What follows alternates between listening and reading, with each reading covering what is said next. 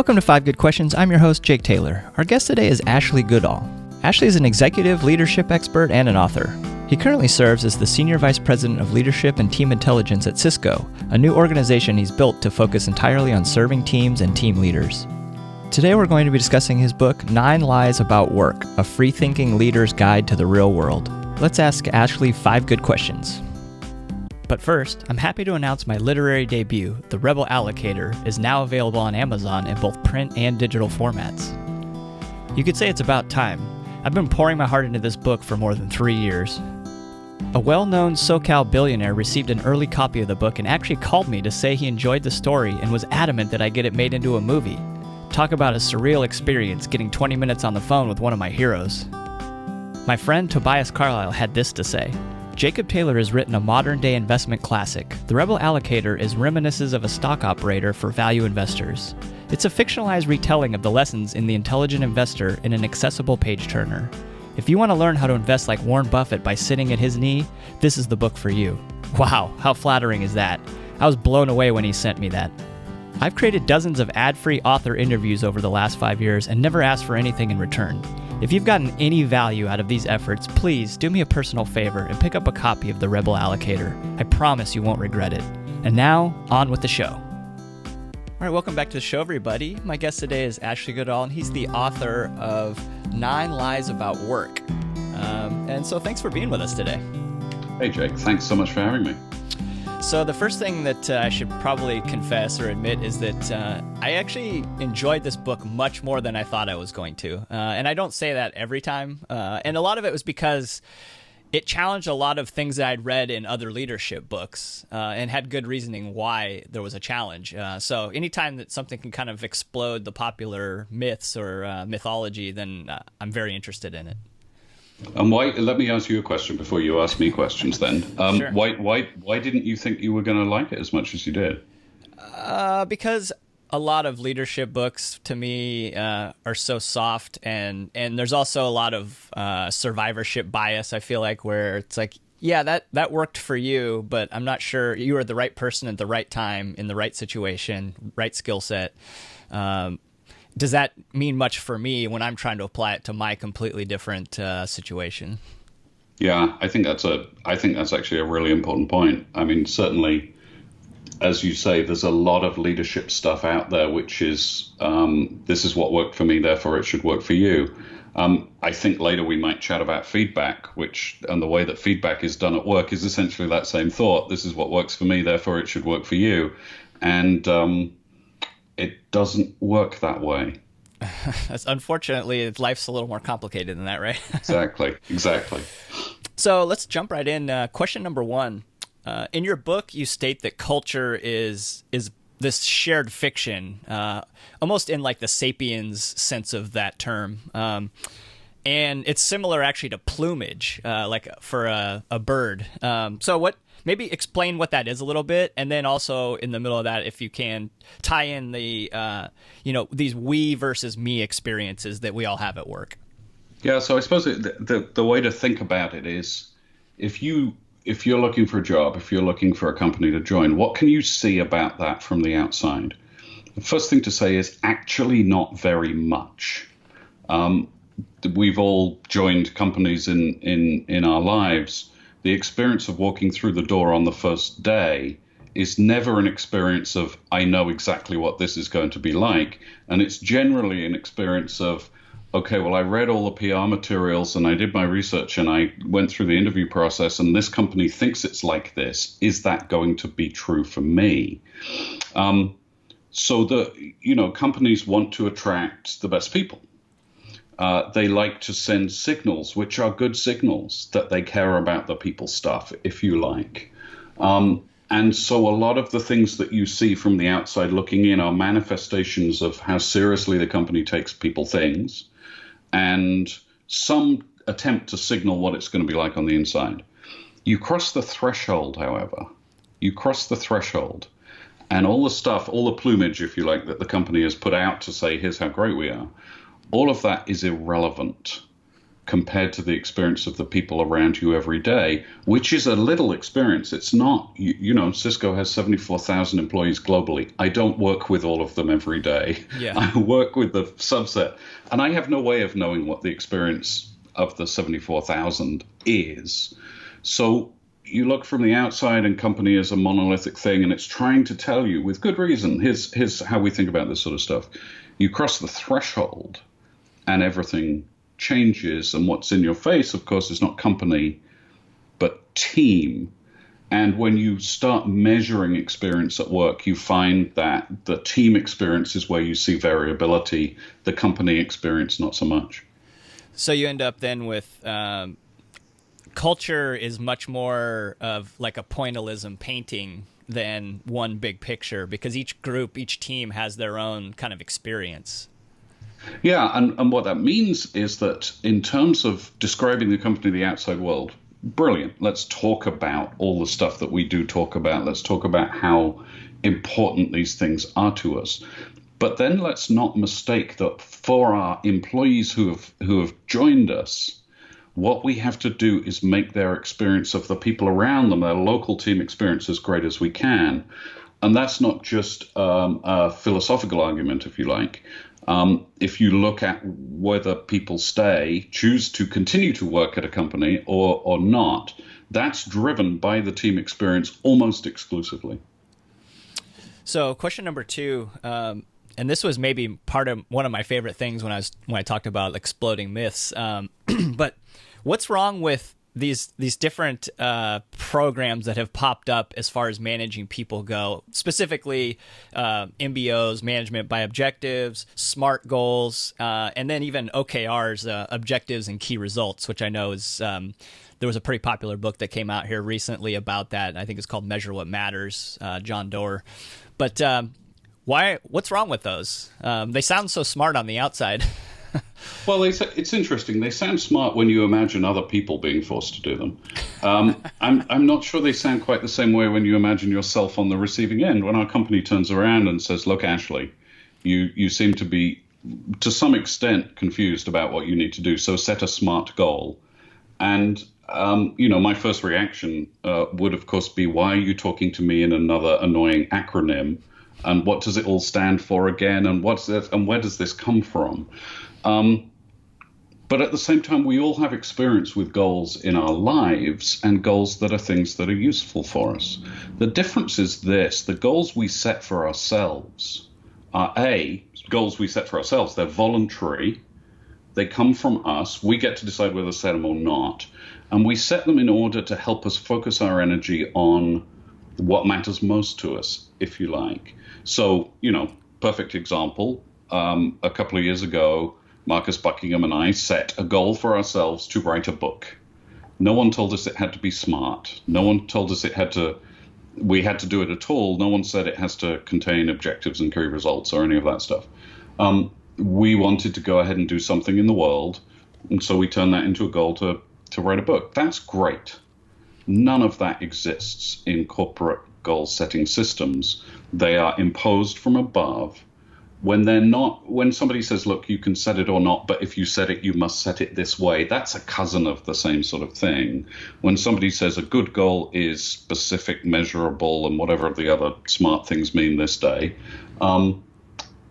they're not starting with the human. And weirdly, they're not starting with the work. So the next thing that happens when somebody says, well, here's the goal form, whatever acronym we've decided to put on the top of it, set yourself a goal. What you do is you take the work that you already know you're going to do and force it into the goal form so that the goal form goes away and stops annoying you so you can get on with your work, which is to say that goals aren't out ahead of work, pulling us along. Goals are tagging along behind. Goals aren't work. Work is the thing that you realize how to do because you talk to all the people around you on your team again. You talk to your team leader. You reach a decision about what you're going to do. The alignment of work emerges from those conversations. It's not coerced top down by a goal setting system. So the funniness about all of these things is they're designed to address the world of work, but they don't even contain work. They contain this odd dance of political positioning and do my goals look stretchy enough? They contain this weird dance of acronyms, and they don't contain humans. They don't contain our work that we want to express in the world and that we want to use to focus what matters most to us. So how would, if, let's say that you give a little bit more agency to your employees to figure out what it is, like their goal is. In your book, you use like running a marathon was one of the examples, and setting this goal of trying to be healthier. But how do you then make sure that as an organization, everyone is kind of pulling in the same direction or going towards a shared vision at that point? And of course, that's one of the great fears of organizations, that somehow we went out of our way to hire all these smart people. We interviewed 20 people for every job that we have. We've got the best of the bunch here. But now, as soon as they join us, we worry that they've become suddenly misguided about what it is that we're all trying to do together. And so we've got to make sure that they're not off doing random things every day. By the way, there's not an awful lot of evidence in the world that people left to their own devices in a company go off and do random things. Most of us have a pretty good idea of what our jobs contain, and we get that, again, by talking to people around us. But if we took all the energy that we point at cascading goals and saying to people what to do, and instead shifted all of that to saying why, what are we here to do? And then what's going on in the world around us. If we emphasized meaning in the work and we emphasized intelligence about the world that we collectively see, so that from each team across the network, there's some way of going, here's what the team to the left of you is seeing, here's what the team to the right of you is seeing, so that we empower people with innovation, with intelligence. We empower people with intelligence. And then some sense of, here's what we're all here to do together. Many companies, sadly, are very careless when it comes to purpose. They think it's a little bit of a one and done. We make our statement of purpose or our corporate mission statement and we put it on a slide and we nail it to the wall in HQ, and then we think we've said enough. The companies who really understand understand that purpose is frequency. It's how often you emphasize what matters. It's who you celebrate and how often you celebrate them. Do you celebrate the person who made the diving catch at the last minute? Or do you celebrate the person who spent 2 weeks working behind the scenes so that no one needed to make the diving catch? What do you shine a light on? What stories do you tell? And what rituals do you have in an organization? What do you do time and time again so that it's impossible to spend much time there without running into all sorts of manifestations of, here's what we stand for, here's where we're going, here's what we're after. You give people those two ingredients, a good sense of the world around them, which changes every day, of course, so you have to do a lot, a constant set of reminders of what we are trying to do together, which hill we're trying to take, and people are more than capable of figuring out how to direct their work and the work of the people around them to meet those ends. That is interesting to approach it more from a complex adaptive system, that you allow emergent behavior to happen instead of so much command and control with, cascading goals and your stranglehold on what everyone's working on. Well, and one of the themes that sort of revealed itself to us as we wrote the book was, we are not choosing to live in a complex system. This is not up for debate. We live in it, whether we like it or not. But most of our management tools are designed for a different sort of system that might have been true in the world of the Ford assembly line and the Bethlehem, steel plant 100 years ago. Taylorism. Doesn't seem to be very true now. So it's time to change the tools and technologies of the world of work to address the reality of the world of work, and that reality is ephemeral and changing and complex, and all the things you said. So, question number 3. This is kind of maybe the funnest question we have. What can Lionel Messi teach us about employees and work? So the interesting thing about Messi is he is, in case folks aren't familiar, he is arguably the greatest soccer player in the world right now. And if you decide he's not the greatest, then he's in the top 3 easily.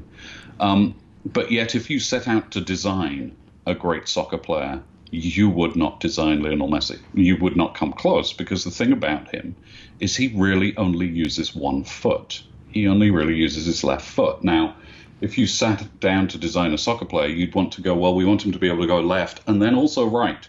So we got to have, you'd make him both-footed, equal measure, so he's perfectly good at each one. And you'd give him other things too. You would make sure he wasn't short. Lionel Messi isn't 6 feet tall. You'd make him tall so he could do headers. And you'd pile all these characteristics onto him. And you would do in doing that what we tend to do in the world of work. We tend to say, look, there is a generalizable ideal of performance, and we should measure everybody against it. At work, this is the thing called the competency model. We should measure everybody against it, and then we should tell them where they fall short, and in encouraging them to improve where they are weakest, we will make them better. Mm-hmm. If you'd have said that to Lionel Messi 20 years ago, if you'd have said, Lionel Messi, we need you to grow taller, and by the way, work on your right foot, you would not see the Lionel Messi that you see today. The lesson from the real world about excellence is it's idiosyncratic, and it comes from adding impact where you already have ability, not from adding ability where you don't have it. You go from Lionel Messi and you look at any number of other soccer players through history. You look at, you look at Ronaldo, you look at Pele, you find they're all different. There is no, in the real world, there is no ideal soccer player. There are only human soccer players. And so the challenge for each of them is, how do I make the best use of what I have? And that challenge is the same for all of us at work. How do we make best use of what we have? And the way that brains grow, by the way, you grow more where you already have ability. The brain tends to add synaptic connections where there are already many of them. So you grow less well-rounded over time. You grow spikier over time. And the question is, are you turning the spikes into a way to make impact for you? And I thought it was interesting that you brought that back to kind of leadership and authenticity of the spikiness and having a vision and your strengths at that point. Maybe you could say how that sort of relates together. Well, it's ironic that we talk later in the book about leadership, and it's ironic that one of the things we ask our leaders to be is authentic, but then we also at the same time seem to want them to be things that they're not. We seem to want them to be, if they're not strategic, we want you to be more strategic. If they don't have executive presence, we send them to executive presence class. And of course, authenticity is predictability. And predictability lies in understanding where a particular human is going to go. Most of the time, it's repeated patterns of behavior. That's what drives predictability. And of course, predictability is authenticity in a way. We are most authentic when we are doing what we would do anyway. And that doesn't mean that we're perfect. It just means that we're honest. And it turns out that in the world of leadership and followership, honesty trumps perfection every single time. Yeah, which is actually pretty encouraging if you're a leader that, perfection is not expected of you. No, and again, kind of liberating. Again, one of the themes of the book is before we take all of these tired ideas on board, look at the real world. Go and look at the real world. It's right there. We can all see it. I don't know of a perfect leader in the real world. We give examples of the book, but Steve Jobs and parking in handicapped parking spots didn't seem to be an example of perfection. Patton and attacking soldiers didn't seem to be perfection. Leaders are not the most perfect people. They're the most well-defined people. They're the people who have understood most clearly what they have to offer and refined that until people can hook onto it, people can see it, people can grab a hold of it. That's where they give us predictability, and that predictability in turn gives us a measure of safety. That's why we follow them. So they have the best left foot. they have the best left foot, and it's not a secret. Yeah. Everybody knows they're going to use it, and so they're the go-to. When you want the left-footed person, you go to Lionel Messi. So question number 4, you talk about these red threads in life and your career and business. What do those have to do with a work-life balance? So it's an attempt to take a concept of work-life balance that is, in practical terms, an impossibility. If you ever achieved it, your thought would be, goodness me, no one move. I've got it. It's all in balance. But as soon as something changes, I'll be out of balance again. So the state of work-life balance, of course, is something that you're never in. And that seems to be a strange way to think about it. So we're trying to make that useful. And to make it useful, you have to say, well, look, hang on, we got the categories wrong. Life does actually contain work. So they're not exclusive categories. Work contains things that lift me up and things that push me down. Life contains things that lift me up, but also things that push me down. So life isn't all the good stuff to counterbalance the bad stuff in the work bucket. Both of them have things that pull on me, that animate me, and both of them have the opposite. The way to think of these things that animate us is our red threads. And you find out, if you study people who are thriving in their life, that they haven't found the job that plays to their strengths. They've made it. They've made it by understanding what are the activities that fill me up, that I do without being asked, that I gravitate towards. What are the activities that pull me down? How can I imbalance those? How can I take those red threads and weave them into what I do every day? It sounds a little abstract, but it's actually very straightforward to sit down with somebody and say, go look at 2 weeks of your calendar and put a circle around everything that you look forward to, everything that you felt filled up afterwards. What were you doing in those moments? Write the list. Now look ahead at the next 2 weeks and find 6 things that are going to pull you down and remove them from your work life. Delegate them, decline them, partner with somebody else to do them. Mitigate it. And then in those 6 spaces you freed up, create 6 things that will weave your red threads further into your work. Choose 6 activities that will fill you up. Do that every 2 weeks for a year, and you are weaving your red threads into your work. You are making a job that you love.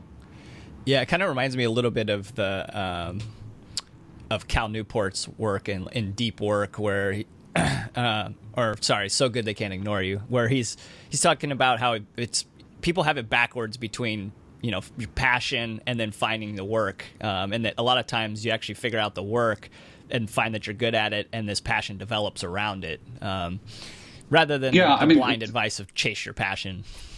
There's a beautiful weirdness about work, which is that most of us don't do jobs that were described to us in any meaningful way while we were in, I don't know, high school or when we were growing up. Yeah. I mean, if you'd have sat me down and said, there will be a job called leadership and team intelligence at Cisco, you wouldn't have done that. What's that? That's not a thing. Jobs are very broad containers. They're actually very vague. And that's the beauty. We get to fill them up. The smart people have figured out that you get to fill yours up too. And that's the trick. You own your career really when you own the weaving of your red threads into the work that you do every day, and no one else can do it for you.